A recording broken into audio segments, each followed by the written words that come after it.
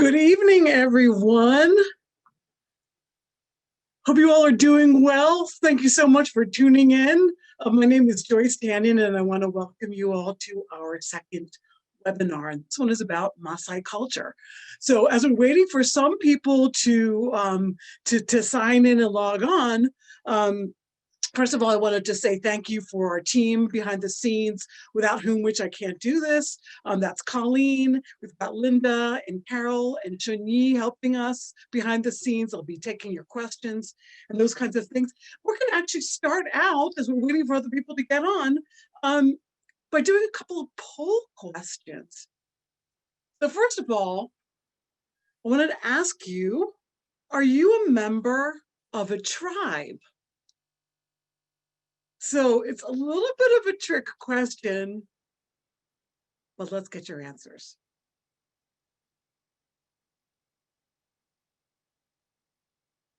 So of course it makes us think, well, what is a tribe? What makes up a tribe? And am I a member of one? Because we're going to be talking about Maasai culture tonight. Maasai are a tribe. I saw some people already signed in. I want to welcome you all. I saw Wendy is out there, Yvette, Joanne, Louise, Elizabeth. Hello, everyone. Thank you so much for tuning in, Kim. A lot of people out there have been with us to watch our webinars before. So thanks for coming on back. I know we all need a little distraction right now, so I hope that this is fun and entertaining for you all. So, okay, let's move on to the next question. The next question is, oh, okay, so now I've got half and half. I've got basically 48%, try to be honest here in these polls, 48% of people saying they are a member of a tribe, and 52% saying no. Okay, that's interesting. We'll talk more about that later. So then the next question is about Maasai people. In Maasai language, how many names of cow colors are there? So I think you're going to get a choice of multiple choice of numbers here. So let's see if somebody can guess. Got 7, 13, 25, and 40 names of cow colors in the Maasai language. So just take your best guess.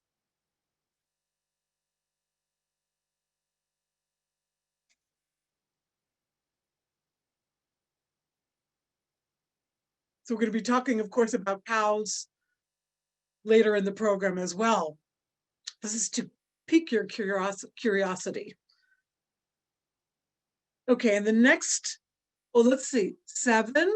Nobody guessed 7, right? 13 people, no, 30% guessed 13, 48% 25, and 22% guessed 40. Okay, well, stay tuned for the right answer. Okay, the next one is, how many sub-tribes of Maasai are there?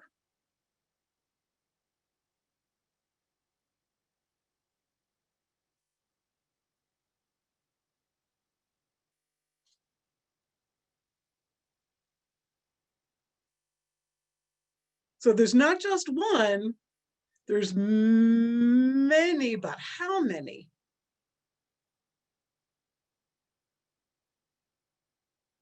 Give it a guess, give it a guess.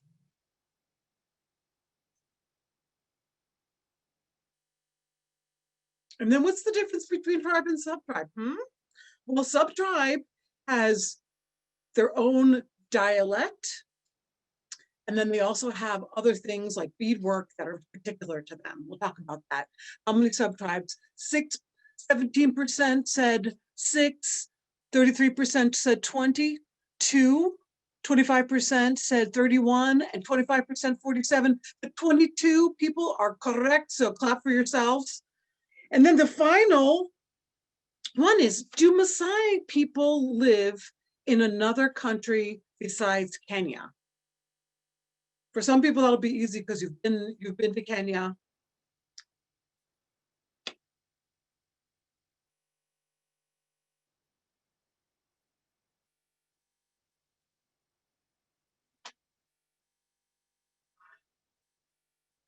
Okay, so I think it's a good time to officially launch into our, oh, okay, wow. So here's the answer. 82% said yes, and 18% said no. And the answer is yes. They also live in Tanzania. So, okay, well, let's begin. I wanted to give you a little background about my first interaction with Maasai people. And my little clicker is not working. Let's get the gizmo working. Let's see. Oh, here we go. Does that work? Oops. Not advancing the slides. Let's try.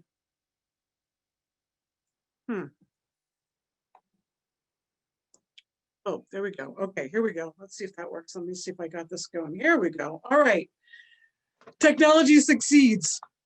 So again, thank you so much for tuning in if you newly joined us. And we're going to just jump right in to talking about Maasai and our interaction with the Maasai. And it starts with me because I was over there in 2003 as a tourist and had my first visit to Maasai Mara. And then finally, and the next step was going back to Kenya in 2006 to start my volunteer year. And our volunteer year started off with a big event called the Walkathon. It was a walkathon where we were raising money, and it's something that we dreamed up, didn't know how it would work. But we actually wound up walking 130 miles from a place called Isinya to Amboseli in Kenya. And we didn't know how it would go.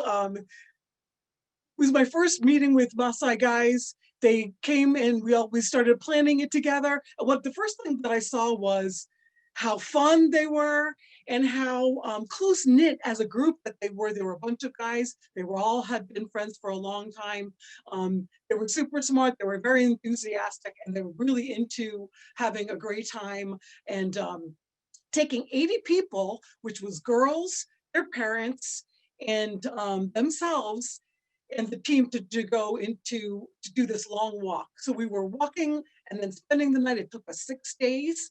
And the one thing I noticed about Maasai people is that they travel light.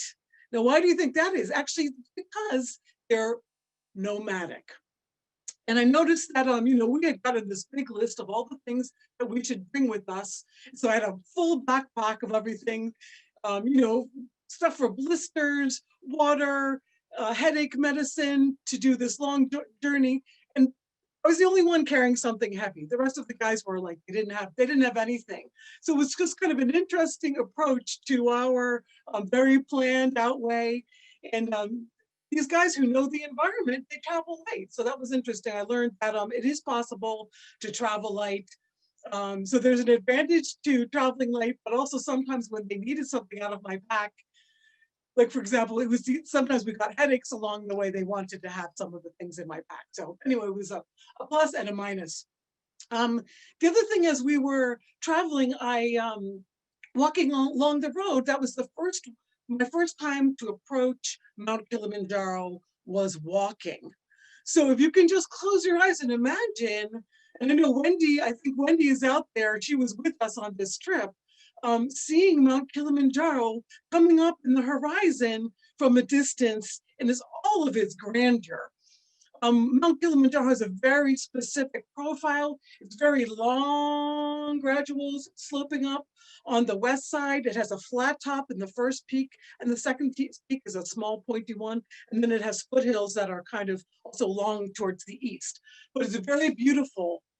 And there's so many things that I learned for the first time on that walk.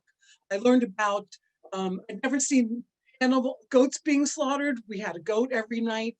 They made goat head soup. I watched that process. I also learned that Maasai put a lot of, they use a lot of medicinal herbs from the trees, because in order to be able to digest that, the meat, they make soup out of medicinal herbs. So I got to try that. Of course, I was told this isn't for ladies, because this is something that only warriors and men take. But of course, I had to try. And it was very hot. It was sunny. It was dusty. And another thing that I learned along the way is that in Maasai culture, men and women interact, but also they stay separately a lot. And in particular, this group of guys that we were traveling with were warriors. And warriors in Maasai culture have a very specific set of rules that around them, and they cannot eat with women. So for some of you who might know something about Amboseli, it's a big, dusty, open space with hardly any trees.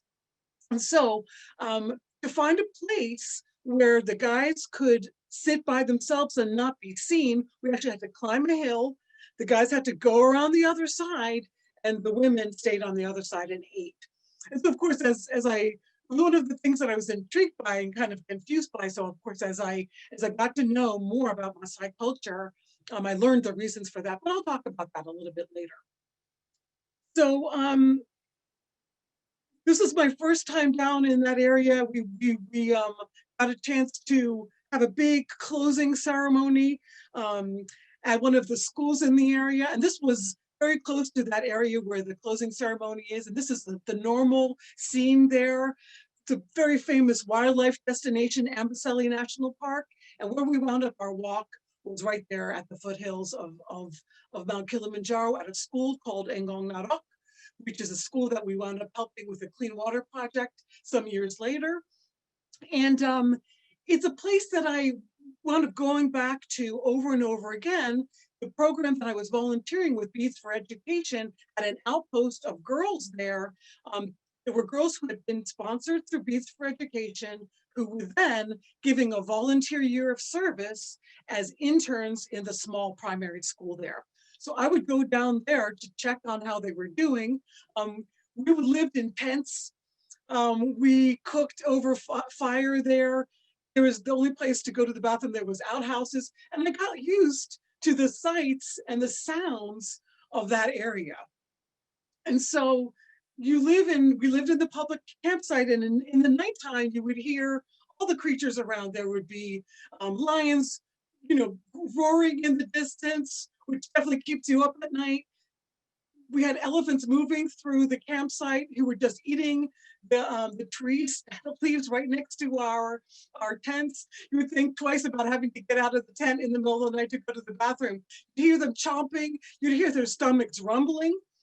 And so this is, I got a real taste of, the environment that the community in the area lives with. And the community that's surrounding this area is the Maasai community. So they live very closely with wild animals, and of course they have their own livestock. So this is where we wound up our big ceremony.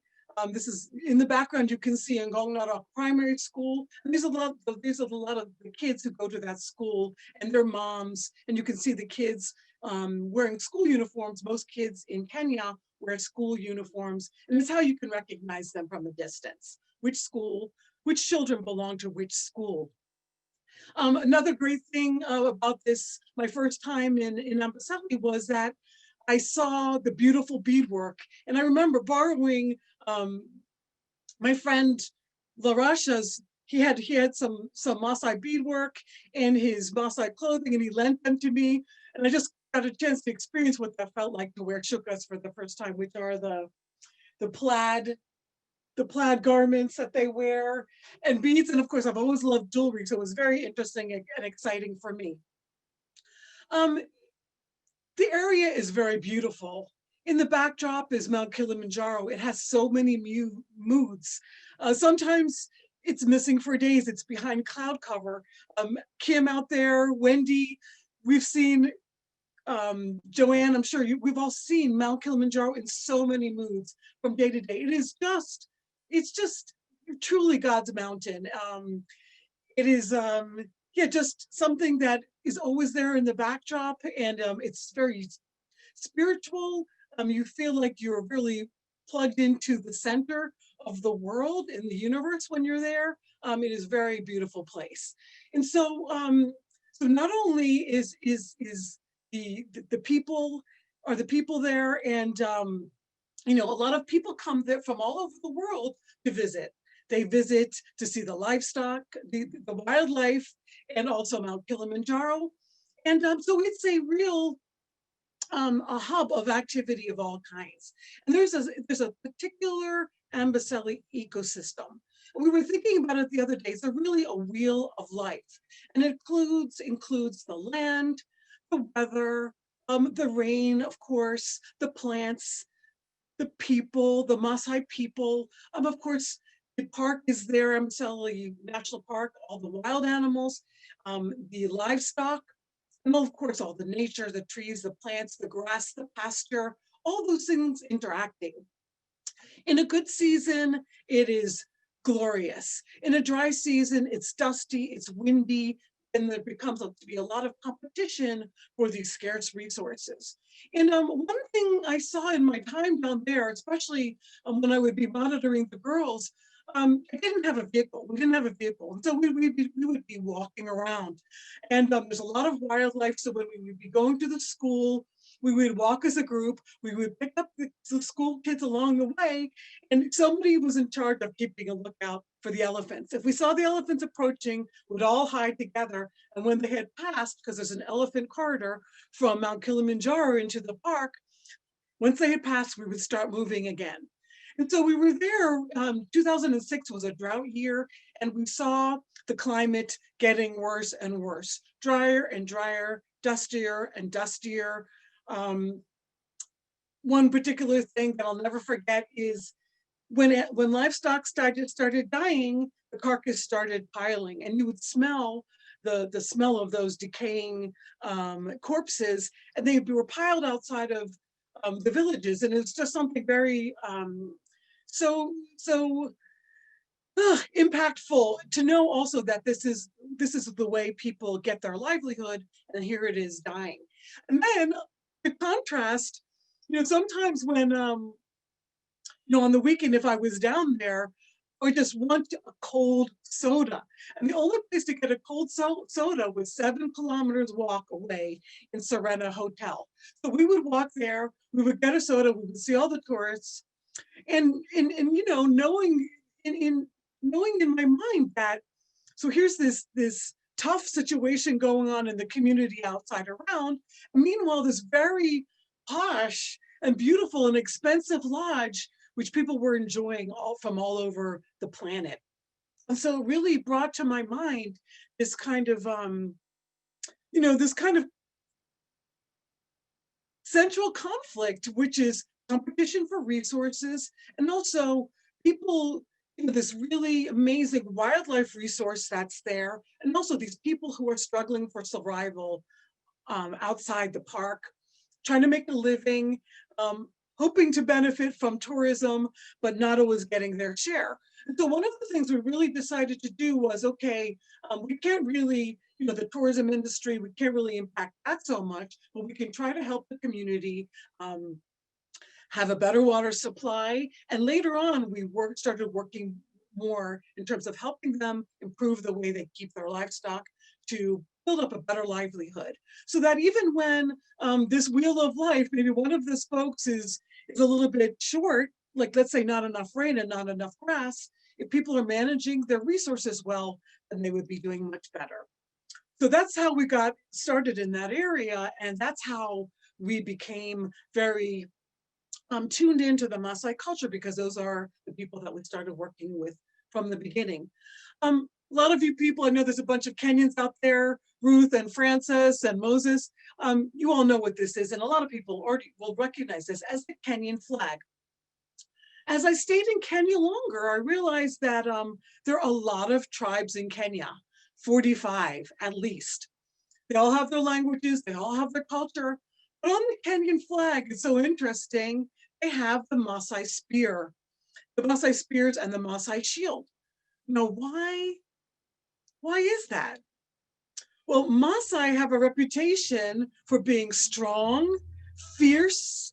They were never defeated by the British. And so I'm sure that was one of the reasons why Kenya, when they started their country, they said, we want a symbol that we can, that will inspire us to be strong, and that nobody will think of encroaching us. So here is the Maasai shield and spears.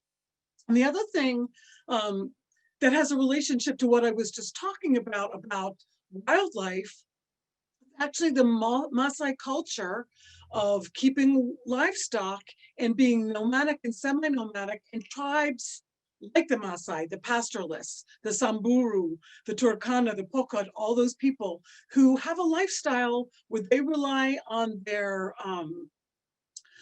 livestock for food. They do not hunt, they do not eat wildlife. And so therefore we, the rest of the world, have the benefit of that coexistence for all these centuries. So that's why these wildlife are still living in these places, why we can enjoy, and why it's also so important to kind of keep this wheel of life going.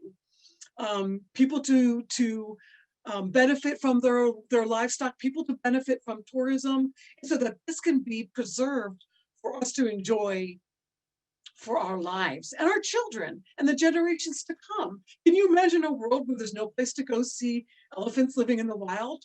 Where there's no place to go see giraffes and all these other amazing creatures, leopards and zebra and wildebeest and all these things. It's really worth working on. And that's one of the compelling reasons why we're committed in this area. So as I said, we were, this is where we started. We were committed from the beginning to do good, impactful, sustainable work. And because we started out at the beginning, we knew we needed to build up a track record of our work. We had limited funds, so we also were committed to focused delivery. Because of all of these compelling things, the need for water, the need for better livestock management, and also this big overarching story of this conservation of this world-class wildlife treasure, we've really stayed focused in this area. So, and of course, the central point of women having to carry long distances, this problem is still widespread in the area. It really is worth working on and has had a huge impact on improving women's lives, giving them their time and energy back. And so it's the reason why we really want to focus on this area for a long time. I'm going to shift to another topic soon, but I did want to give you all a chance to ask your questions right now at this stage before I shift on to more specific areas of Maasai culture. So any questions at this point? Nothing yet? Okay. Well, so then I'll just I'll plunge ahead. Actually, this picture that I'm showing you here is another view of Mount Kilimanjaro. This is from Loitoktok. This is from the second floor, actually the third floor of a place where the small guest house where we usually stay. It's always a beautiful, and every morning you go up at 6 a.m. to see what will the mountain look like today. And so I've got so many pictures of Mount Kilimanjaro from the morning to the middle of the day and the sunset. So let's go ahead into Maasai culture. So one thing that any Kenyan will tell you is so important to the Maasai, central to their lives, are cows. And in Maasai language, cows are inkishu. So you guys can also just say that word at home and feel how that feels. Inkishu. So this is people's pride and joy, is also their bank account, their savings, and really the center of their lives. So here's the answer to the question. 25 words for cattle colors. So it shows you how much they love cows and how much they pay attention to the specific characteristics of cows, that there are so many names for cow colors. I try to remember them. I'm always mixing them up. I can never keep them straight. There's all kinds of gray. I mean, my friend Claire, I think, is out there listening. You might say, oh, that's brown, but there's light brown, and there's fawn, and there's tan, and there's rich red brown, and there's all kinds of spots. And for Maasai people, especially men, the way they pay attention to cows and the way they love to look at cows is the way American men watch women. So you'll see them watching beautiful cows crossing, and it's just something, it's amazing. So there's just such a passionate devotion to cows. And here is my co-founder, Joseph LaRasha, who is a Maasai elder, who is going to talk to you a little bit about the importance of cattle in Maasai culture and also colors of cows. Oops. Anybody hearing that? There we go.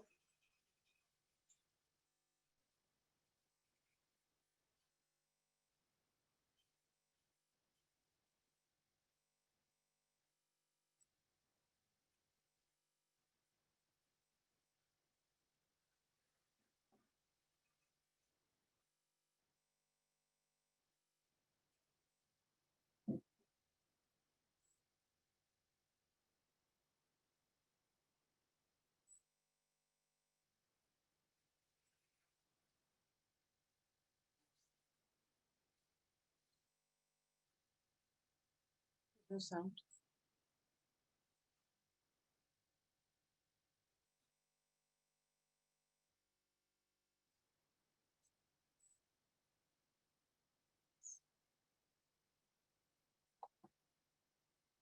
Oops. Pause. We got a little technical difficulty. It seems like the sound isn't coming clearly. So we're going to try to tweak it a little bit.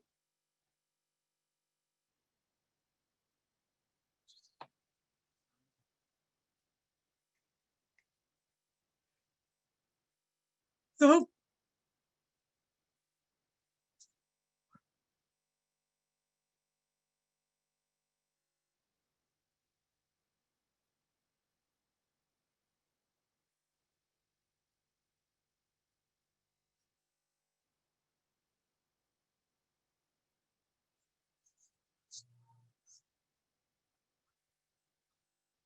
okay, we're going to restart so that you guys can hear LaRasha.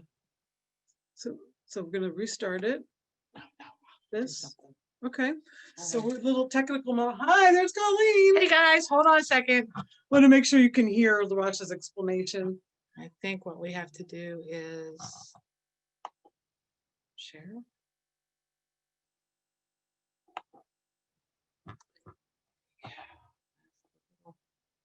Button we forgot. Oh, here we wanted to talk more about cows, how we use them in our culture.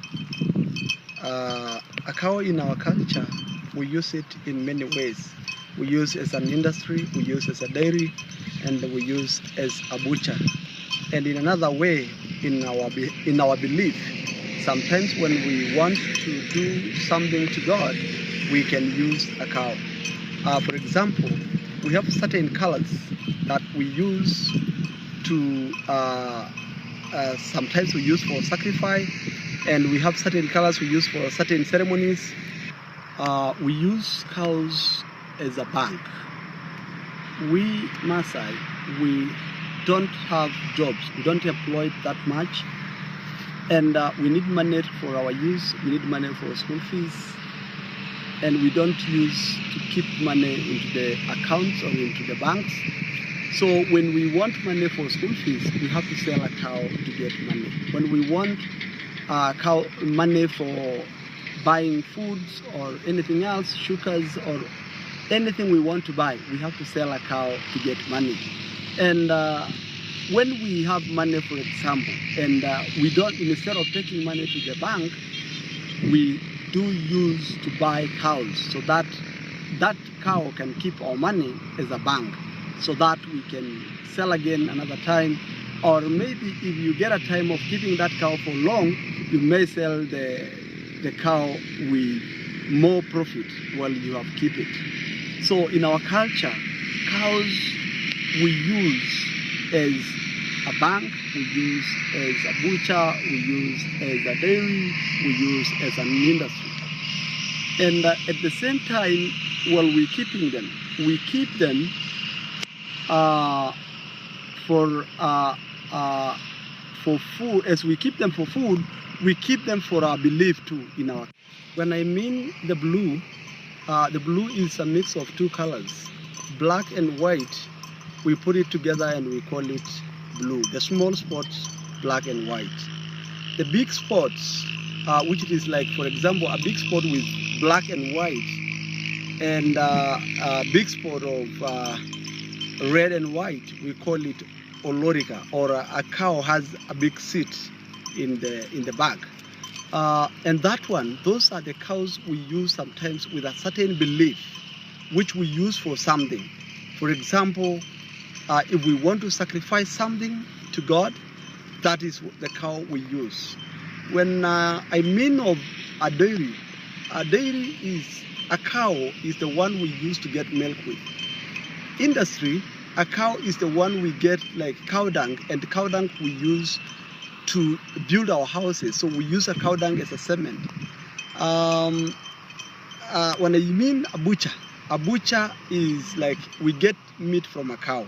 So our cows, through the colors we have, we use them in our belief, sometimes for sacrifice, sometimes for the certain ceremony, and we have special cows which we will not sell or we will not slaughter for something. We only keep them, and when we want to slaughter them, we slaughter them in the mid of the boma. We use to sacrifice. In another way, we use for special ceremonies. So that is how we use our cows, and we use them through the colors, how we have. Thank you. Ashole, karibu. So you heard something very new and interesting, I'm sure, to a lot of you. So it's not just for food, but also the products of cows. Dung to build the houses, that's the job of Maasai women. Also using for milk. Milk is such a sign of when there's a lot of milk, people feel like they're in the middle of heaven season. People love to have very milky tea. That's one of the amazing Milky tea. milky tea. And people love to serve it when you arrive. It's a very welcoming culture. As soon as you arrive, they have to fix tea. People take their time. They like to chat and drink tea and serve milky tea. And so we also heard about the cow bank. The cow bank is really important.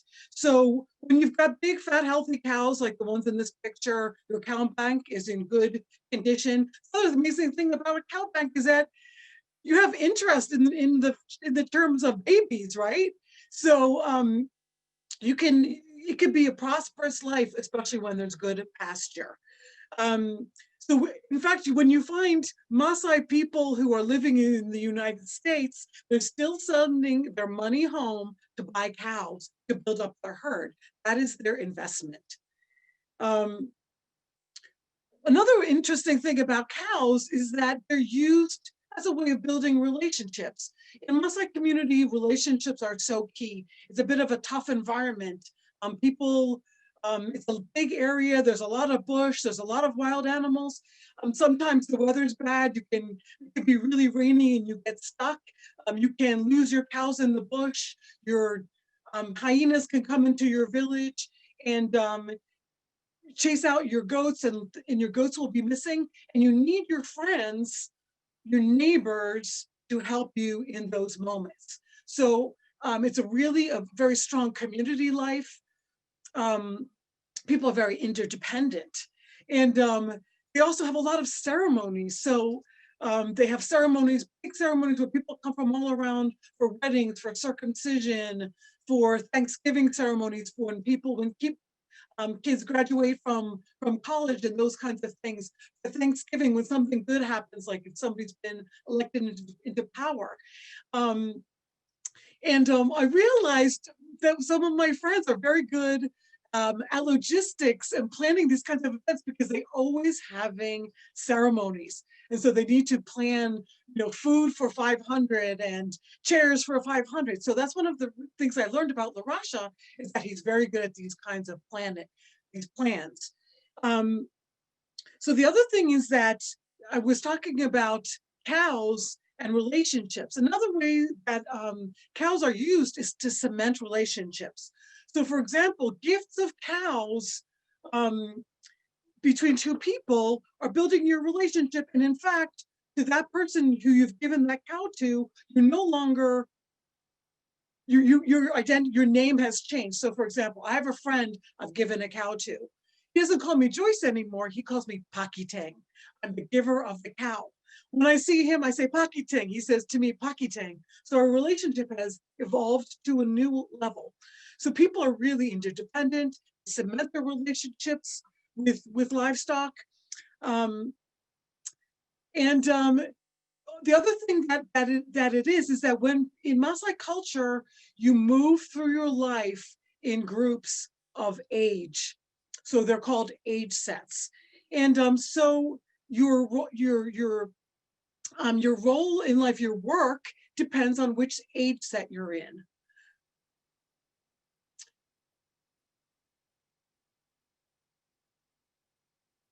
So I was talking to Larash and he was telling me, oh yes, boys have a particular job. And he was telling me when he was a kid, his job, he remembers the first time that he was given the job of taking care of his family animals. And here he's talking about that. Whoops. Sorry. Let's get our get all my things lined up here. Hello. I just wanted to talk a little bit about my first experience going to graze the cows. That's back 1985. That's my first time starting to go to the grazing. Well, I have went to the bush with a stick and going with the cows. You know, when you want to go to graze the cows, you need to have a stick.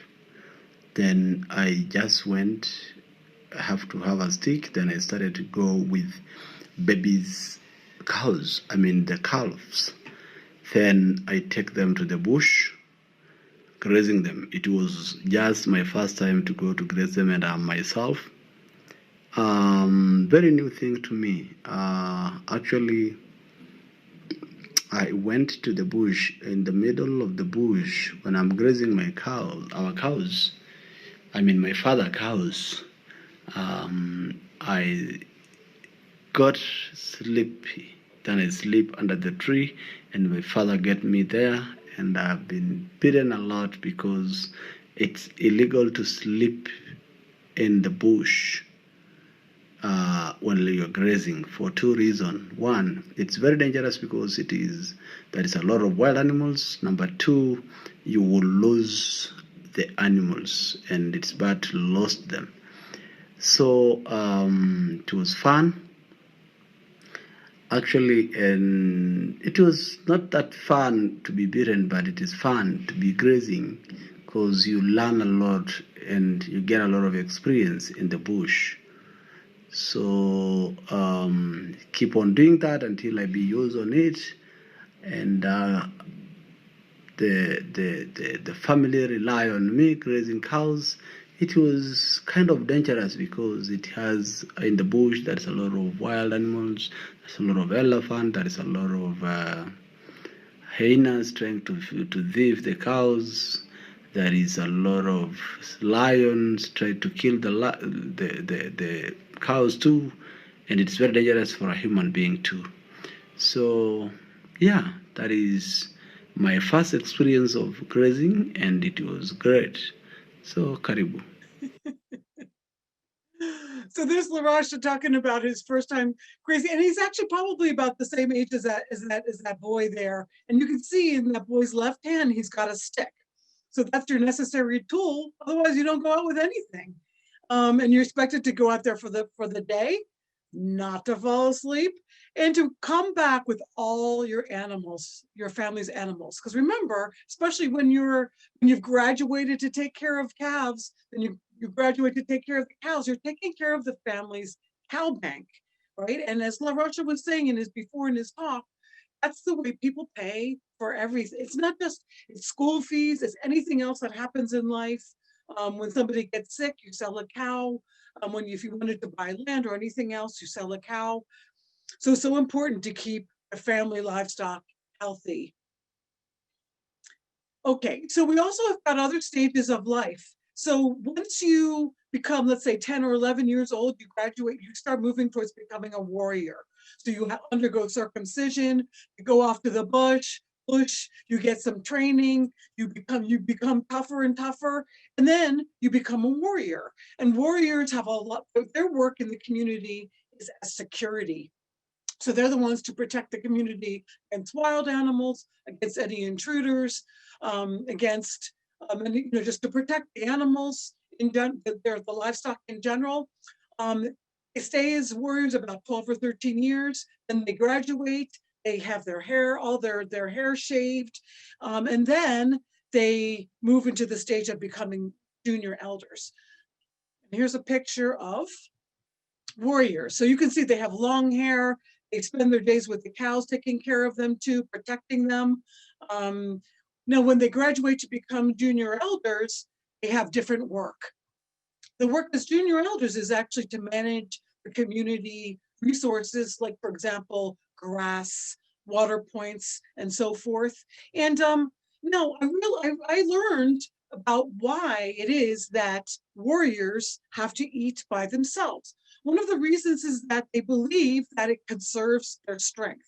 So when food is looked upon by women, it could possibly weaken the food and weaken the strength that it gives to them. So that's why they keep themselves together. So you'll find no warrior can ever eat by himself. He can't eat meat by himself. He can't drink milk by himself. He has to always be in the presence of one of his other teammates. So it's built this friendship, this solidarity, this toughness. They're a unit. They actually live in a barracks. And when anything happens, they're called in to help to protect the community. We're going to go on. I'll talk a little bit about what elders do. Elders then are the ones who are called in for decision making about big issues in the community. So if there's they kind of educate, they listen, they discuss, they decide, and their decision stands. So they're in a very big position of respect. Elders are in general. So it's definitely something, you know, people know their role, and it builds a strong community, I can say. Okay, so for girls and women, girls, they are in charge of helping their moms. They take care of the little kids.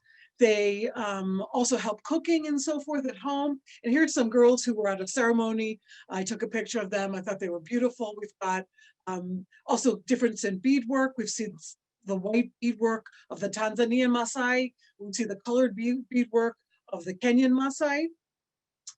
And in the family, the woman is in charge of so many things. She has the responsibility of taking care of the kids, of building the houses, of milking the cows, of fencing the village, protecting the cows against hyenas, also of making sure that people are fed and they have enough food.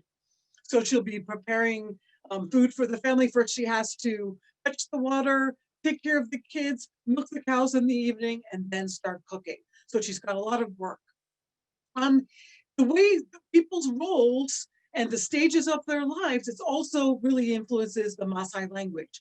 So for example, if I came up to this group, I would have to greet them each by age category. So we've got two women there. They both look like they're, you know, they're both mothers. So I call them mothers. No ye yo. I say no ye yo enda quenya. So I've greeted them in the proper way, and they'll respond to me, Eyo, and then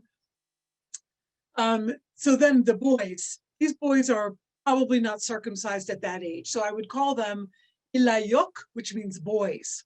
If they were a little bit older, I would call them borani, to show that they're warriors. Now, little Shanana there, I would say Tito, Eo, Taguenya, Iko. So those are the responses. You really need to know who you're talking about, who you're talking to address them in the proper way. So people in their lives, they move through their age, through life in their age set. So they have very close friendships and relationships with people in that age set. So it really creates it creates a strong community, a strong sense of people knowing where they belong. Another thing that's very interesting is that people really enjoy their life chatting, um, especially sharing tea and sharing meals. In Maasai community, if you see a fire from a distance and you can smell the smell of roasting meat, automatically, if you're walking through that area, you know you're welcome. You're welcome to come and join in the meal. It's very welcoming community. Very interesting. We do a lot of questionnaires for our different projects.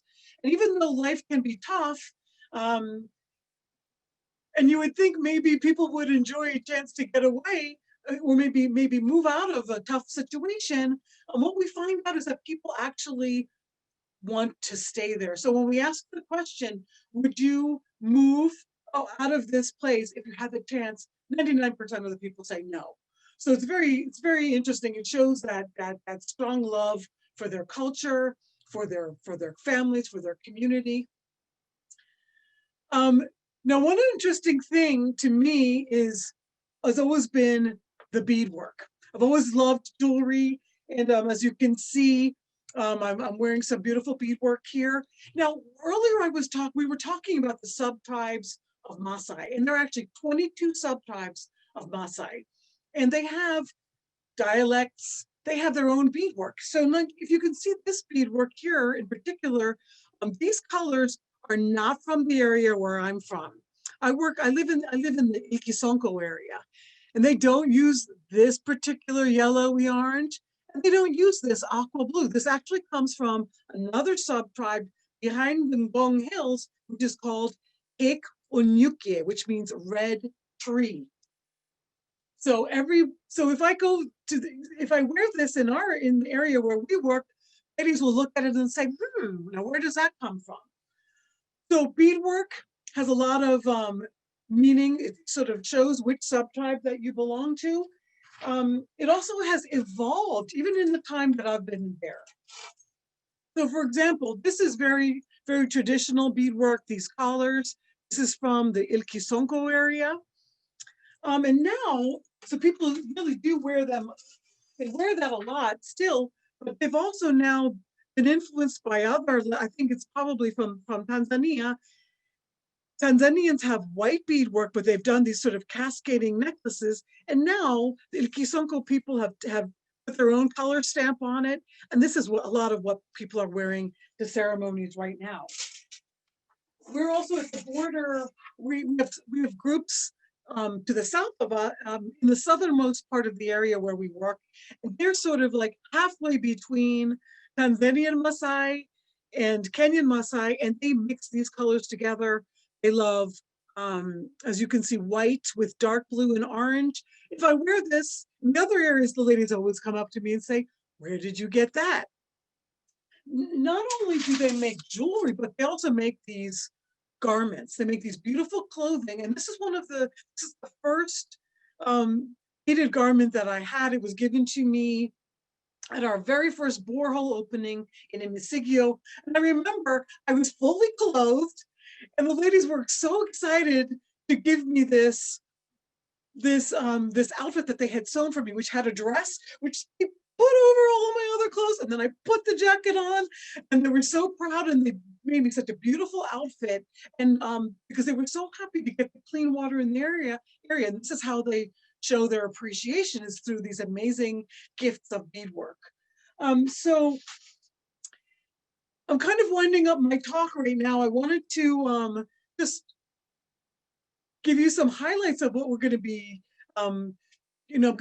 getting ready to take some of your questions. I also wanted to share highlights of the work that we'll be doing. And as you can see, this is really work that allows this very colorful culture to thrive. And also it's a culture that allows wild animals to thrive. So we have a lot at stake here.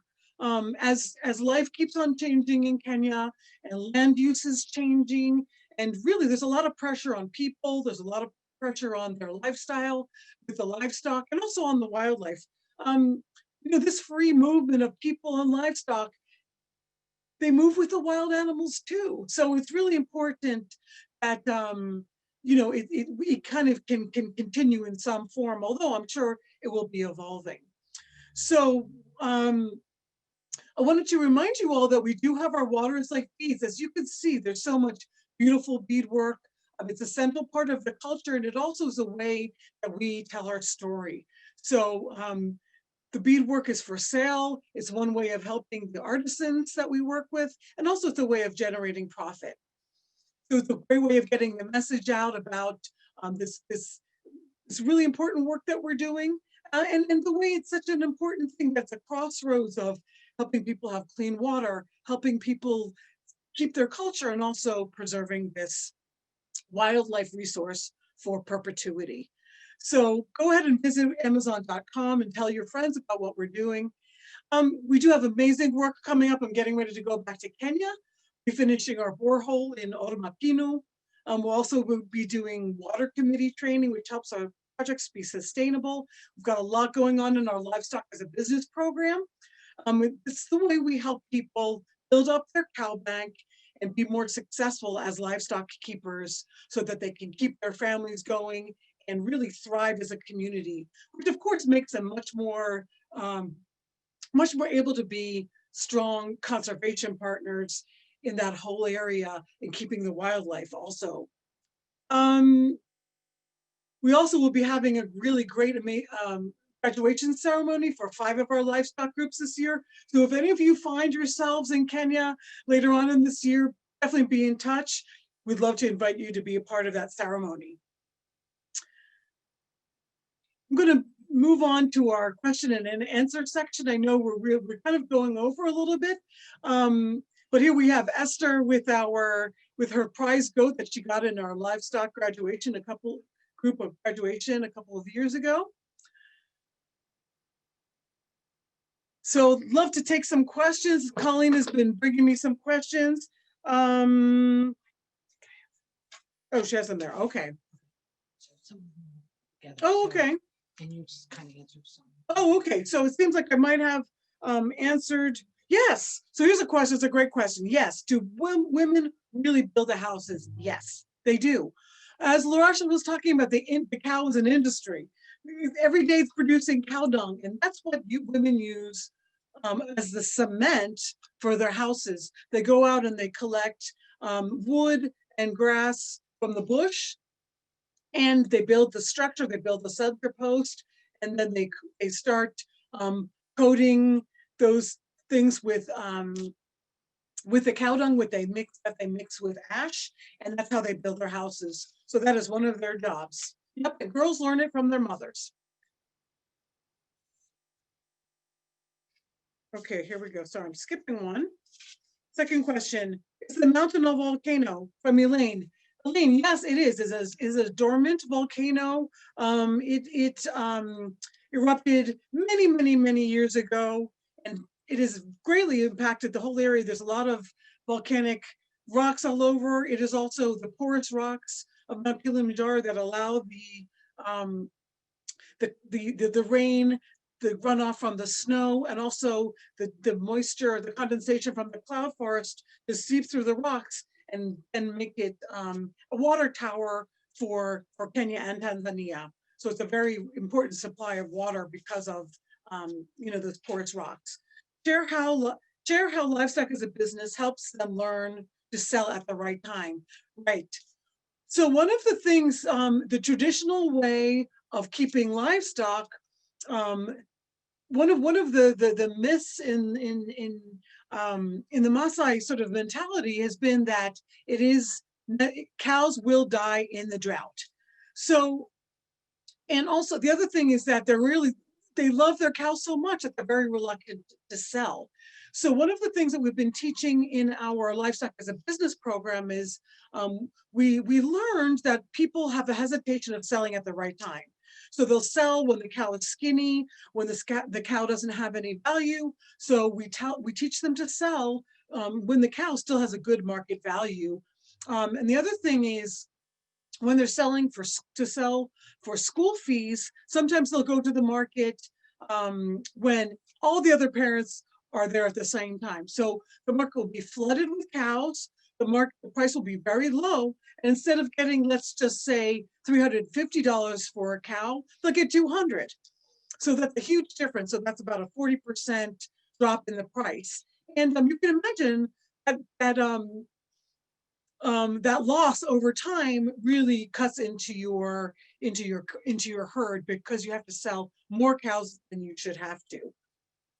So there was a question earlier about the value of cows. So I hope the price of cows. So that also explains that. So let's just say between 200 to 350 is a pretty good range. Bigger cows, better breeds, a very good bull, maybe up around 80,000. So $800 to 100. I'm sorry, yeah, $800 to $1,000, and even up. Like a good bull or a good dairy cow will be, let's just say 1,500 or something like that. Okay, more questions. Thank you guys for so many good questions. Meg, has climate change affected the grazing lands of the cows? Oh yes, definitely. There are definitely more frequent droughts. Used to be about every 10 years. Now there was a bad drought in 2009, another one in 2000 and I think it was 13 or 14, and again in 2017. So yeah, they're definitely becoming more frequent. And again, that's why it's so important to manage that wheel of life, right? If you see that the rain is becoming scarcer, it's so much more important, and the land use is changing. More people, more cows, more people trying to get to like fence off land. People have to be really smart about the way they manage their livestock. So this is one of the reasons why we're really really encouraging the farmers to think about having quality animals versus quantity of animals. So having 50 really good animals versus that sort of Maasai dream of having 200, 300 cows. It's much easier to manage a smaller number. And also you can have really good animals that mature fast and get you a good price. In fact, one of our farmers who's a sort of, he graduated from livestock as a business a couple of years ago, said that the thing that he uses most and the thing that he teaches other people most is this idea of having a business herd of very good, very high value animals that you can constantly be using for selling, for a profit, for all your family uses. So that's a great question, Meg. Thanks. Okay, Steve. Number answered. Number of counts. Oh, right. Okay, right. So in the past, people have really gone for very big herds, and rich people, let's say politicians or leaders, they really want to have these big herds. So an average person might have 50 to 100.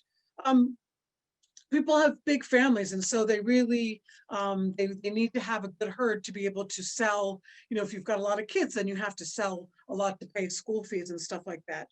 Yeah, it depends on your status. But as I was saying, as soon as people get money, the way people invest in the Maasai community is in cows. So some people are switching to invest in other things like land, but that's less. It's not so deeply in culture. Definitely in Kenya, other tribal groups definitely really know the value of land, that it keeps its value and goes up in value. And of course, land is also not subject to starvation, which cows definitely can be. So cows can be very profitable. As I said before, cows give birth. That's the interest.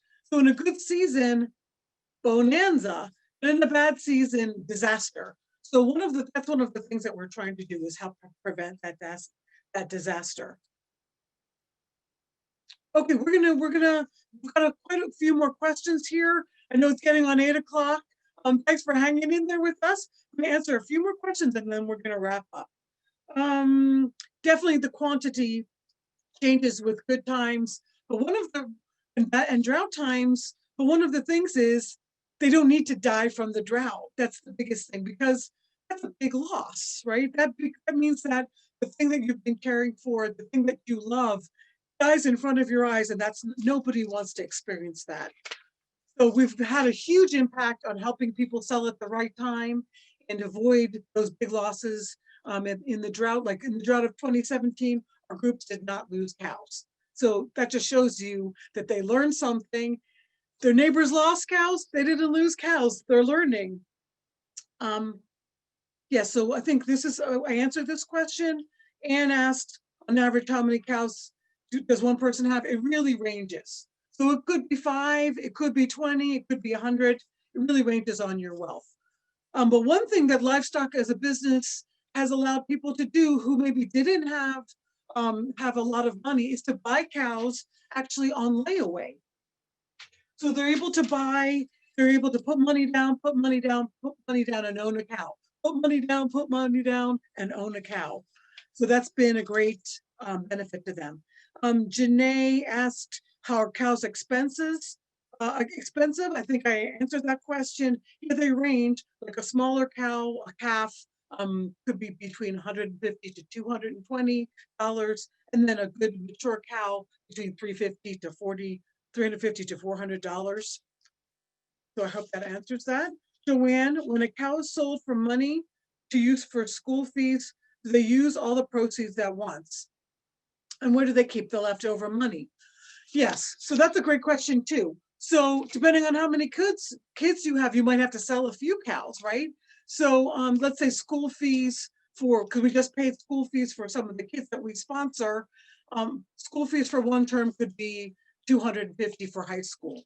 So that's a cow, right? Especially if you go on the wrong day, you might spend it all. If you sell a big animal, then you might okay, so maybe you can pay for 2 kids or 3 kids if they're in high school. The other thing you might do is so you pay for the school fees, you have a balance, you could buy food for the family. So they might go and buy a couple of sacks of maize and the rest of the food to feed the family. Let's see. Okay, wow, interesting question. Since Maasai are mostly a male-dominated culture, how difficult has it been as a woman to make things happen? Oh, I guess that's directed towards me. Well, because we're really, okay, doing the walkathon, actually, people saw me walking in the community and I've been planted in the community ever since. So I've become very much known and recognized. And so because we're really targeting things that are so important to people, first of all, it was helping kids, that it was helping with water supply, that it was helping with the other really important and very loved thing in the community, which is livestock. It's been not as a woman hard to make things happen, more building up trust, and also learning how to interact with leaders, because you need to interact with them in a way that makes them feel respected. And so that's been something that I've had to really, really learn. Somehow the woman thing, maybe less difficult than I thought, actually, but it's a great question. Banking grass and caring for animals. Oops, I'm kind of. Share about how we bank grass and care for animals helps them to. Oh, okay. So another way that people are really able to manage their livestock in a better way is to be doing pasture management, cutting grass, storing hay, and keeping their grass. So that keeps the animals alive during drought times. And so also selling before the managing the drought cycle when the cow's still in good condition, selling, being able to sell before they get skinny and emaciated. So time check. All right, folks, we're gonna wind up. Okay, we're moving on. I know we have a couple more questions, but I'm gonna wind up and let you guys move on with your evening. But I am going to say, again, thank you so much for tuning in. We're going to be doing, I'm going to be doing another webinar coming up in March or April, depending. We're going to see if technically I can do it from Kenya, and I'll be doing it in March. If not, it might be April. If you'd like to learn more or to donate, you can log on to waterslifekenya.com. Share this with your friends if you think you've got friends who would like to know about this really impactful and interesting work that we're doing. And really want to say thank you again so much. Hope this was enlightening, interesting, and I wish you all a good evening. Let's see if I'm forgetting something. Oh, and if you have any questions or you want to give us your suggestions for some topics you'd like to hear more about, or maybe you guys have something that you really want to see some video on, you can write us your suggestions at info@waterislifekenya.com. I say thank you. I say let's pray for our country, and pray for love and reason to win the day. And I really say, God bless you all. Have a great, happy new year, and catch you next time. Thank you.